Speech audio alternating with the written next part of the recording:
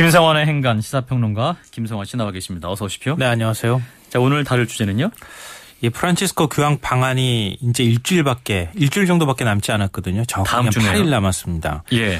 이 만나는 사람을 통해서 감동적인 일화를 워낙 많이 만들어낸 분이기 때문에 이 4박 5일 일정 동안 누굴 만날지 이게 이제 최대 관심사이기도 합니다. 그래서 오늘은 프란치스코 교황을 만나기로 한 사람, 만날지도 모르는 사람, 만났으면 하는 사람들 그 행간을 좀 살펴볼까 합니다. 네, 프란치스코 교황 세월호 생존자 학생들과 유가족을 만난다. 이 뉴스가 또 어제 아주 큰 화제가 됐었는데요. 네, 맞습니다. 이 어제 천주교 교황 방한 준비위원회가 공식 확인을 했는데요. 예. 이 8월 15일 대전 월드컵 경기장에서 성모 승천 대축일 미사가 있는데 이 프란치스코 교황이 이 미사가 끝난 뒤에 제의실에서 이 그 생존 학생들과 유족들과 면담을 가진다고 합니다. 예. 아마 유가족들의 아픔이나 이런 것들을 좀 위로하는 그런 모습이 좀 보여질 것 같고요. 이 프란치스코 교황은 또 세월호 참사에 그동안에 굉장히 각별한 관심을 가져왔었어요. 이 세월호 참사에 대해서 위로 메시지를 보내기도 했었죠. 참사 직후에. 그리고 참사 직후인 4월 24일 유홍식 대전 교구장이 바티칸에서 교황을 직접 면담을 한 적이 있는데요. 이 세월호 사고 얘기가 나오니까 교황의 얼굴이 갑자기 심각해지면서 고개를 절레절레 흔들었다고 합니다. 이게 이제 이탈리아식으로 하면은 도저히 이해할 수 없는 일이다라고 표현할 때 고개를 이런 식으로 흔든다고 합니다. 그러니까 이런 교황의 생각이 이번 면담에 반영이 됐다. 이렇게 봐야 될 것 같은데요. 그런데 요즘 많은 분들이 세월호 문제 때문에 세월호 유족에만 관심을 가지시는데 실제로 이 교황이 만나는 사람의 극히 일부분에 불과하고요. 교황은 굉장히 많은 사람들을 사실 이번에 만나게 됩니다. 아, 그렇게 만나요? 네. 이 방한 일정을 보면 상당히 많은 사람들을 만난다는 걸 알 수가 있는데요. 혹시 이 14일 날 입국을 하잖아요. 그렇죠. 입국 직후에 공식 일정상 가장 먼저 만나는 사람이 누군지 아세요? 물론 대통령을 만나지 않을까요? 맞습니다. 박근혜 대통령을 제일 먼저 만납니다. 예. 입국하자마자 청와대를 방문해서 박 대통령을 예방을 하고요. 이 지금 공식적으로 밝히기는 주요 공직자들이라고 나와 있는데 아마 제가 볼 때는 장관들이 아닐까 이런 생각이 듭니다. 근데 보통 이제 장관이나 정치인들이잖아요, 다. 그렇죠. 이 교황하고 사진만 찍어도 이거 굉장히 큰 영광이 되기도 하고 자자손손 물려줄 어떤 증거가 되기도 할 것 같은데 특히 송고형으로도 나중에 쓸 수 있기 때문에 아마 굉장히 관심이 많지 않을까 이런 생각이 듭니다. 종교도 뭐 카톨릭이신 분들이라면 더더욱 그렇죠, 그거는. 네. 그리고 다음 날이죠. 15일 이 세월호 유족들을 아까 만난다고 말씀드렸고요.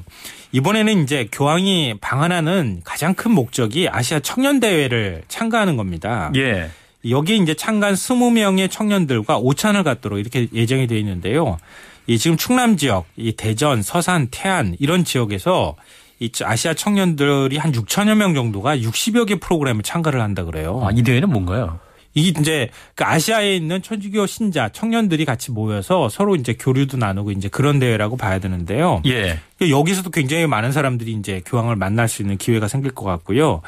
16일 날은 광화문에서 시복식을 또 집전하게 되잖아요. 네. 그 직후에 충북 음성 꽃동네로 이동을 하게 되는데 여기에서 꽃동네에 살고 있는 장애인들을 30분 동안이나 만납니다. 네. 천주교에서 운영하고 있죠. 네네. 그리고 천주교 신자 이 대표 100여 명도 만나고 수도자 또 4천여 명을 한꺼번에 만나는 그런 시간도 있습니다. 네.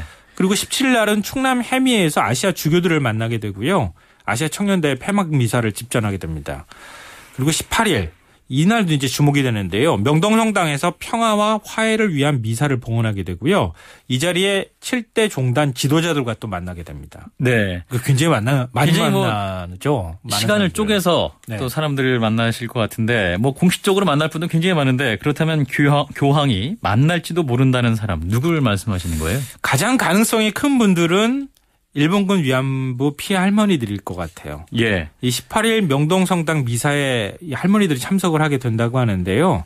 정부는 좀 은근히 만남이 성사됐으면 하는 분위기인 것 같습니다. 또 이 공식적으로 밝히지는 않지만 만나기로 돼 있는지도 모르겠어요. 네. 왜냐하면 교황의 일거수일투족이 실시간으로 전 세계에 다 생중계가 되거든요. 그러니까 외교상 문제가 될 수 있기 때문에 미리 일정을 공개를 안 할 수도 있습니다. 네. 그런데 그러면 과연 교황이 만나는 분들이 이분들밖에 없겠느냐? 여기에서 이제 생각이 비치면 생각이 좀 복잡해집니다. 왜냐하면 이 교황은 그동안에 길 가다가 눈에 띄는 사람 있으면 어려운 사람 있으면 그냥 차에서 내려서 만나시고 그러셨거든요. 네. 길 가다 병자를 보면 아무리 그 몰골이 흉측해도 그 이마에 입을 맞추고 그 사람을 안아주는 그런 분이거든요, 지금. 예. 그렇기 때문에 지금 교황의 동선을 보면 서울 광화문이나 서산, 태안, 대전, 음성 이동거리만 해도 엄청나거든요. 그렇죠. 그리고 만나는 사람들도 적게는 뭐 몇십 명에서 많게는 100만 명까지 지금 만나게 되거든요.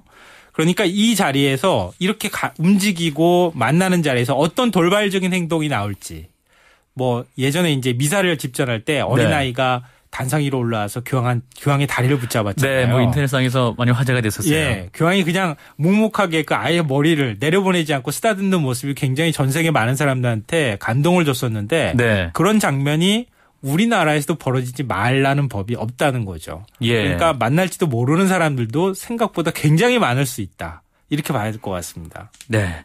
자, 그리고 마지막으로 만났으면 하는 사람 누굴까요? 마음 같아서는 한 1년 정도 머물다 가시라 이렇게 얘기를 하고 싶은데요. 예. 우리 사회에서 상처받고 소외되고 아파하는 많은 사람들을 만나고 위로하고 격려해주고 함께 눈물을 흘려주셨으면 얼마나 좋을까 그런 생각이 드는데 예. 제 개인적으로 딱 한 사람을 꼽으라고 한다면 북한에서 온 누군가가 되면 참 좋겠다 이런 생각이 듭니다. 왜일까요? 이 올해 5월 중동을 교황께서 방문한 적이 있는데요. 예. 이스라엘의 승인 없이 팔레스타인 구역으로 들어가서 이스라엘과 팔레스타인을 분리하는 이 장벽이 있잖아요. 분리장벽이라고 하는. 분리장벽으로 그냥 뚜벅뚜벅 걸어가서 이마를 벽에 대고 기도를 했습니다. 이스라엘과 팔레스타인의 화해의 어떤 메시지를 던졌다고 했거든요. 지금 전 세계에 딱 하나밖에 남지 않은 분단국이라고 하잖아요. 우리나라가. 그러니까 이 분단국에서 지금 신냉전 시대나 다름없다는 얘기가 나오는 이런 남북관계 교착 상태에서 그렇습니다. 교황께서 북한의 누군가를 만나서 좀 화해의 메시지를 던져주셨으면 좋겠다. 그런 생각이 듭니다. 네, 여기까지 듣겠습니다. 지금까지 김상원의 행간 시사평론가 김성환 씨였습니다. 고맙습니다. 네, 고맙습니다. 김현정의 뉴스쇼. 저는 잠시 후에 2부에서 뵙겠습니다.